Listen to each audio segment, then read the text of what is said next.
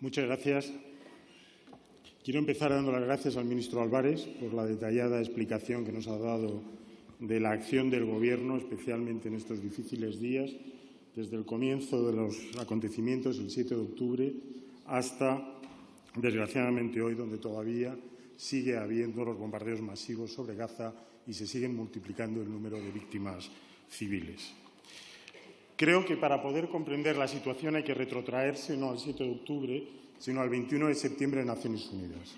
Fue cuando el presidente Abbas, por segundo año consecutivo, acudió para advertir que la situación estaba siendo explosiva, que Israel, no Israel como país, el gobierno de extrema derecha que gobierna actualmente, estaba rompiendo todo el proceso establecido en los acuerdos de Oslo, que los asentamientos habían llegado a ocupar ahora mismo el 90% de la zona C de Cisjordania y que el peligro era que la fórmula de los dos Estados comenzaba a ser inviable.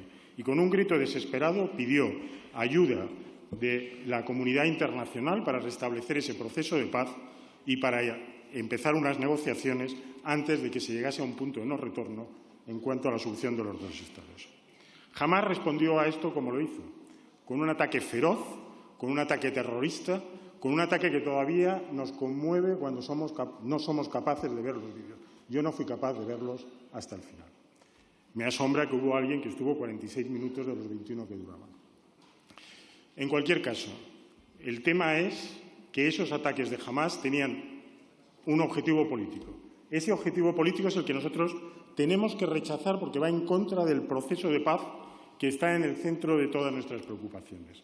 Ese objetivo era romper cualquier tipo de negociación y era funcional también a las políticas de un gobierno de extrema derecha en Israel cuyo objetivo es la anexión fundamentalmente de la zona C de Cisjordania y la expulsión masiva de ciudadanos palestinos de tal forma que sea inviable un Estado palestino. En 1981, cuando Naciones Unidas establecieron la partición de Palestina, que tuvo lugar un año después, establecieron una división del 50% para las dos comunidades. Ahora mismo, de lo que se trata de negociar es escasamente del 20%. Pero si se produjera una anexión de los asentamientos que están en la zona C, en Cisjordania, no llegaría al 10%.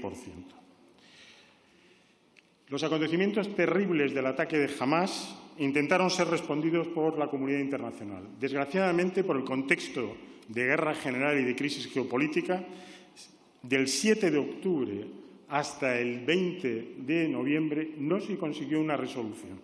Hubo 3 fracasos importantes, una pidiendo el cese de las hostilidades, un alto el fuego, corredores humanitarios y cuidado para las víctimas. No hubo posibilidad, como vuelvo a decir, hasta la resolución 7212 del 15 de noviembre y unos días antes la Asamblea General, desesperada después de los fracasos de 3 resoluciones en el Consejo General, aprobó otra. Ese era el bagaje político, ese era el consenso internacional que llevaba en la maleta el presidente Sánchez cuando fue como presidente de la Unión Europea a Palestina, a Israel y a Egipto. Ese era lo que teníamos que defender, porque eso es el derecho internacional y son resoluciones del Consejo de Seguridad que nos obligan. ¿Cómo se puede decir aquí, cómo les puede decir, señor González Pons, que no estamos obligados por esas resoluciones? Porque, permítame, cuando usted ha señalado, perdone, son resoluciones del Consejo de Seguridad. Estamos obligados por esas resoluciones del Consejo de Seguridad. Léase, por favor, los manuales de Derecho Internacional básico. La cuestión fundamental es que cuando usted nos habla de la resolución del 2014, acabe la frase, cuente el resto del párrafo. Lo contó el ministro Margallo. Esa resolución se adoptó así precisamente para condicionar la posición del Gobierno israelí en relación al procés catalán. Esa fue la razón por la que se condicionó que no hubiese un reconocimiento del Estado palestino si no había un final del proceso negociador. Pero la posición de Naciones Unidas es muy otra. La posición de Naciones Unidas, resolución 181, 194, 446, 2334, 1515, 478 y 672, establecen claramente el derecho a la autodeterminación del pueblo palestino desde la resolución 181, 1948. Y lo que se objeta es que se está utilizando el derecho internacional y las resoluciones para acusar al Gobierno de no tener una política de Estado, cuando la última experiencia que tuvimos de esa política de Estado fue la guerra de Irak, la búsqueda de armas de destrucción masiva y los atentados del 11M. Basta todavía repasar las memorias del que era director del CNI para entender cómo le pidieron camuflar a los autores de los atentados, y hubo un embajador español que, siguiendo las órdenes del Gobierno, presentó una resolución ante el Consejo de Seguridad sabiendo que era falsa.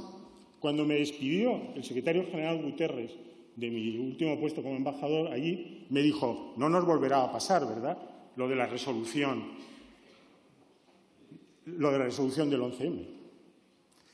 En fin, esa es la política de Estado. Permítame defender una política progresista y feminista, porque esa política progresista y feminista es la que defiende el derecho a la paz de Israel y de Palestina, la que defiende el derecho internacional y la que nos asegura que sea posible encontrar una solución para este conflicto que lleva 75 años y que no es casualidad que el ataque de Hamás estuviera en el 50 aniversario de la guerra de Yom Kippur. Así que, cuando fue el presidente Sánchez y nos representó a todos, creo que con enorme dignidad, llevaba detrás todo un proceso de consenso detrás, de resoluciones de Naciones Unidas, de acuerdo en el Consejo Europeo. Y ahora se nos atribuye, primero, que no haya habido una condena a los atentados de Hamás, unos atentados terroristas horripilantes, y se nos dice que no estamos a favor de ese proceso de paz, de obtener seguridades o de avanzar en el proceso de reconstrucción humanitaria. De lo único que se nos puede acusar, en todo caso, es de haber defendido durante muchos años, esperando crear consensos, y que esos consensos tardan en llegar porque hay gente empeñada en poner obstáculos en las piedras.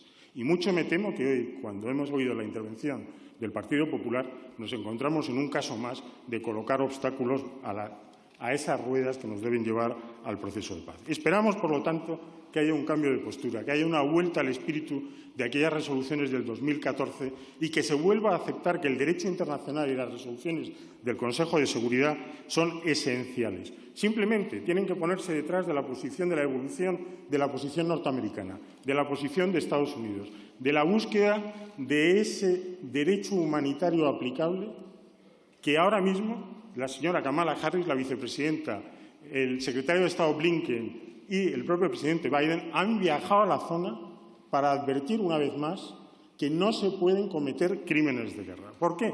Porque la guerra de Gaza no es una guerra normal.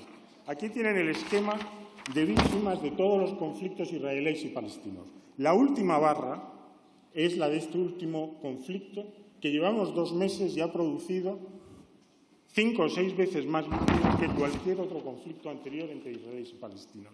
Y esto tiene una explicación, o tiene 2 explicaciones básicas, que nos han sido filtradas por el New York Times. La primera es que se trata de un plan premeditado en la que se busca ir expulsando a la población mediante el desplazamiento de los refugiados hasta una situación en la que 1.800.000 personas se encuentren en la frontera con Rafah y, por las propias razones humanitarias, salgan fuera de una franja de Gaza en la que se ha destruido el 80% de los edificios.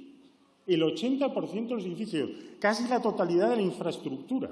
Ha sido una destrucción sistemática que obedece, además, algo que nos han contado también estos días, a una nueva aplicación de la inteligencia artificial que permite crear objetivos de destrucción para la aviación israelí sistemáticamente, de tal manera que en el último conflicto de Gaza había 100 objetivos diarios que la aviación israelí seguía. Ahora mismo se ha pasado de 500, porque también se ha bajado el listón y se consiente que los daños colaterales de víctimas por cada militante de Hamás que se mata puedan ser 5 o más. Y eso es lo que explica que haya habido 15.000 víctimas frente a solamente, según las autoridades israelíes, una muerte de militantes de Hamás que no llega a los 20.000. Y la mitad de esos son niños y la otra mitad son mujeres. Es una situación escalofriante que nos obliga, por lo tanto, a volver a considerar nuestro compromiso con el derecho humanitario, a apoyar una política de los 2 Estados, a buscar fórmulas de avanzar en ese proceso de la conferencia de paz, construirla con el reconocimiento de todos los Estados, pero tomar también posiciones de acuerdo con el derecho internacional que nos permitan abrir esa vía. Reconocimiento del Estado palestino, revisión del comercio de armas, revisión de los acuerdos de asociación de la UE para aplicar las cláusulas de derechos humanos que están ahí y apoyo a la Corte Penal Internacional para que investigue los crímenes de Hamás y también los crímenes contra la población civil de Gaza. Muchas gracias.